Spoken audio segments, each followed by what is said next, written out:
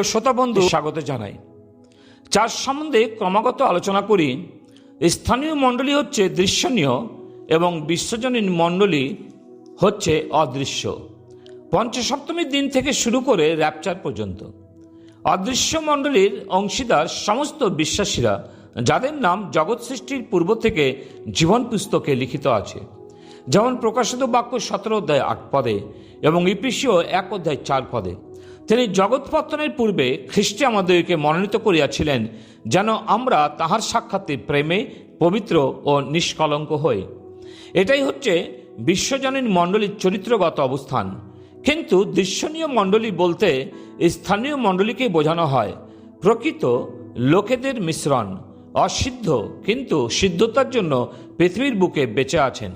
প্রিয়, আমরা পার্থিব মানুষ, সত্যই আমরা কেউ সিদ্ধতা লাভ করিনি, কিন্তু দিন প্রতিদিন সেই সিদ্ধতার দিকে অগ্রসর হচ্ছি।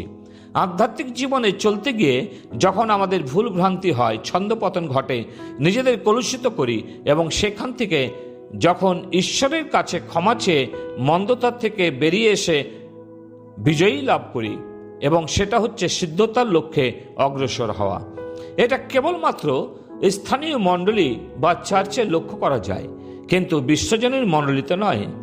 খ্রিস্ট বিশ্বজনীন মণ্ডলীতে কোনো অপরিত্রাণপ্রাপ্ত বা অবিশ্বাসী কেউই প্রবেশ করতে পারে না, কিন্তু স্থানীয় মণ্ডলীতে অনেক অবিশ্বাসী লোকেরাও প্রবেশ ঘটে। আদর্শ বলতে বিদেহী সাধুদের বোঝায়, যারা এখন স্বর্গে আছেন। স্বর্গে যে মণ্ডলী, সেটাকে বলা হয় মণ্ডলী বিজয়ী, এবং পৃথিবীর চার্চকে বলা হয় মণ্ডলী সংঘর্ষ। এর কারণ পৃথিবীর বুকে খ্রিস্ট মণ্ডলী যেটা রয়েছে, তার মধ্যে আত্মিক, মাংসিক ও প্রাণিক বিশ্বাসীগণ রয়েছে, এবং ক্রমাগত এক আধ্যাত্মিক যুদ্ধ চলছে। অতএব আমরা যারা খ্রিস্টের দেহের অঙ্গ বিশেষ, আমাদের প্রত্যেক জনকে দিন প্রতিদিন সিদ্ধতার লক্ষ্যে অগ্রসর হতেই হবে। এর জন্য ঈশ্বরের অনুগ্রহ আমাদের জীবনে প্রয়োজন। এখন আমরা দেখে নেব চার্চের বা মণ্ডলীর প্রতিষ্ঠা। প্রথমত খ্রিস্টের দ্বারা ভবিষ্যৎবাণী করা হয়েছে। মথি তার 16 অধ্যায় 16 থেকে 18 পদে, বিশেষ করে 18 পদে আমরা পড়ি, আর আমিও তোমাকে কহিতেছি, তুমি পিতর, আর এই পাথরের উপরে আমি আপন মণ্ডলী গাঁথিব, আর পাতালের পুরোদ্বার সকল তাহার বিপক্ষে প্রবল হইবে না।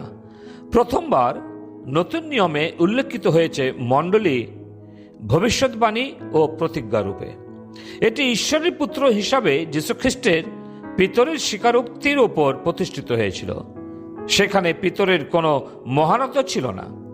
মথি তার 18 অধ্যায় 18তে লেখা আছে, আমি তোমাদেরকে সত্য কহিতেছি, তোমরা পৃথিবীতে যাহা কিছু বদ্ধ করিবে তাহা স্বর্গে বদ্ধ হইবে, এবং পৃথিবীতে যাহা কিছু মুক্ত করিবে তাহা স্বর্গে মুক্ত হইবে। যোহনের 20 অধ্যায় 21 থেকে 23 পদে যীশু তাহাদের কহিলেন, তোমাদের শান্তি হোক। পিতাকে আমাকে যেমন প্রেরণ করিয়াছেন, তদ্রূপ আমিও তোমাদেরকে পাঠাই। ইহা বলিয়া তিনি তাহাদের উপরে ফুঁ দিলেন, আর তাহাদেরকে কহিলেন, পবিত্র আত্মা গ্রহণ করো। তোমরা যাহাদের পাপ মোচন করিবে তাহাদের মোচিত হইল, যাহাদের পাপ রাখিবে তাহাদের রাখা হইল। সেই একই অধিকার সমস্ত মণ্ডলীকে ও প্রেরিতদের দেওয়া হয়েছে। বেঁধে রাখার ও ছেড়ে দেওয়ার এর অর্থ রক্ষা করার ও হারাবার। মথি তার 18 অধ্যায় 15 থেকে 20 পদে তা বর্ণিত আছে। এটি চার্চের সত্যতাকে স্বীকার করে এবং এতে ঐশ্বরিক সিলমোহর এবং অনুমোদন রয়েছে। দ্বিতীয়ত, ঐতিহাসিকভাবে এটি প্রেরিতদের দ্বারা প্রতিষ্ঠিত। প্রেরিত তার 1 অধ্যায় 1 2 পদ এবং 4 থেকে 7 পদ, যা যীশু সেই দিন পর্যন্ত সাধন করিতে ও শিক্ষা দিতে আরম্ভ করিয়াছিলেন, যে দিনে তিনি আপনার মনোনীত প্রেরিত দিগকে পবিত্র আত্মা দ্বারা আজ্ঞা দিয়া ঊর্ধ্বান্বিত হইলেন। 40 দিন যাবৎ তাহাদেরকে দর্শন দিলেন এবং ঈশ্বরের রাজ্যের বিষয়ে নানা কথা বলিলেন। আর তিনি তাহাদের সঙ্গে সমবেত হইয়া এই আজ্ঞা দিলেন, তোমরা জেরুজালেম হইতে প্রস্থান করিও না, কিন্তু পিতার অঙ্গীকৃত যে দানের কথা আমার কাছে শুনিয়াছ তাহার অপেক্ষায় থাকো।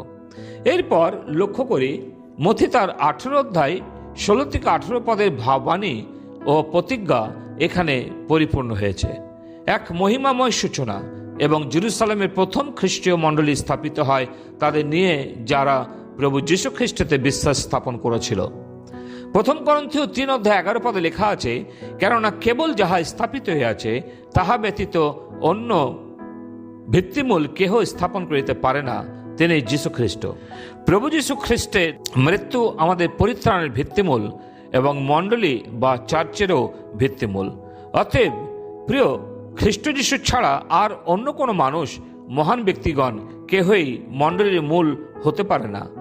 খ্রিস্ট প্রভুই সমস্ত আধিপত্য ও কর্তৃত্ব পাওয়ার যোগ্য। মণ্ডলী অবশ্যই যেন খ্রিস্টের বশ্যতাকে স্বীকার করে, সেই লক্ষ্যে আমাদের এগিয়ে যেতে হবে। প্রভু তিনি তার বাক্যে আমাদের আশীর্বাদ করুন। পিতা ঈশ্বর, তোমাকে ধন্যবাদ দিই যে পৃথিবীর বুকে প্রভু যীশু খ্রিস্ট যিনি আমাদের পরিত্রাণ দিয়েছেন এবং তাঁর মণ্ডলীকে তিনি স্থাপন করেছেন। তাই প্রভু যীশুর জন্য তোমাকে ধন্যবাদ দিই।